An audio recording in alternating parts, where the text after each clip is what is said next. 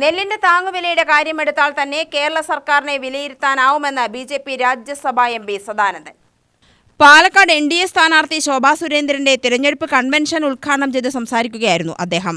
വരും തലമുറകൾക്ക് പ്രതീക്ഷ നൽകാത്ത സംസ്ഥാനമായി കേരളം മാറിയതാണ് ഇവിടെ ഭരിച്ചവരുടെ നേട്ടം. തൊഴിലധിഷ്ഠിത വിദ്യാഭ്യാസവും തൊഴിൽ മേഖലകളും ഇവിടെ തകർന്നില്ലാതായി. കർഷകരും അടിസ്ഥാന വിഭാഗങ്ങളും കേരളത്തിൽ അവഗണിക്കപ്പെടുകയാണ്. കേന്ദ്രം നെല്ലിന്റെ താങ്ങുവില വർദ്ധിപ്പിക്കുമ്പോഴൊക്കെ സംസ്ഥാനം വിഹിതം വെട്ടിക്കുറച്ചത് കർഷക ദ്രോഹമാണ്. ആചാര ലംഘനത്തിന് കുടപിടിച്ച മഹാസംഭവമാണെന്ന് പറഞ്ഞ് നടന്നവർ ഇന്ന് വിശ്വാസികളായി മാറിയത് അപഹാസ്യമാണ്. ഇടത് സർക്കാരിന്റെ വാഗ്ദാനങ്ങളെല്ലാം പരസ്യത്തിൽ മാത്രമാണ്. വോട്ടർമാരെ തലകുനിപ്പിച്ച MLA-യാണ് പാലക്കാട്ടിലേത്.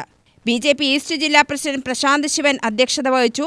സ്ഥാനാർത്ഥി ശോഭാ സുരേന്ദ്രൻ, ഹുബ്ലി MLA മഹേഷ് ഉദയഭാസ്കർ, നഗരസഭാ ചെയർമാൻ P. സ്മിതേഷ്, ശശികുമാർ, ദേവി, നടേശൻ എന്നിവർ സംസാരിച്ചു.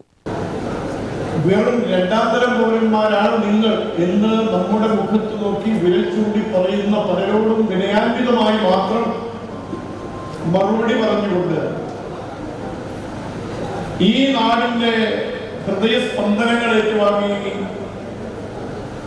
നമ്മുടെ പ്രസ്ഥാനത്തിന്റെ വിജയം കുറിക്കാൻ പ്രതിജ്ഞാബദ്ധതയോടെയാണ് നാം ഓരോരുത്തരും മുന്നോട്ട് പോകുന്നത്. ഈ അവസരത്തിൽ പ്രത്യേകമായി നമ്മൾ ഓർക്കേണ്ടത്, തെരഞ്ഞെടുപ്പിനെ കുറിച്ച് പൊതുവെ പറയുന്നത് ജനാധിപത്യത്തിലെ ഉത്സവം എന്നാണ്. ജനാധിപത്യത്തിന്റെ ഉത്സവമാണ് തെരഞ്ഞെടുപ്പെങ്കിൽ ഉത്സവം എന്ന വാക്കിന്റെ അർത്ഥതലങ്ങളെ കുറിച്ച് നമ്മളൊന്ന് ചിന്തിക്കേണ്ടിവരും.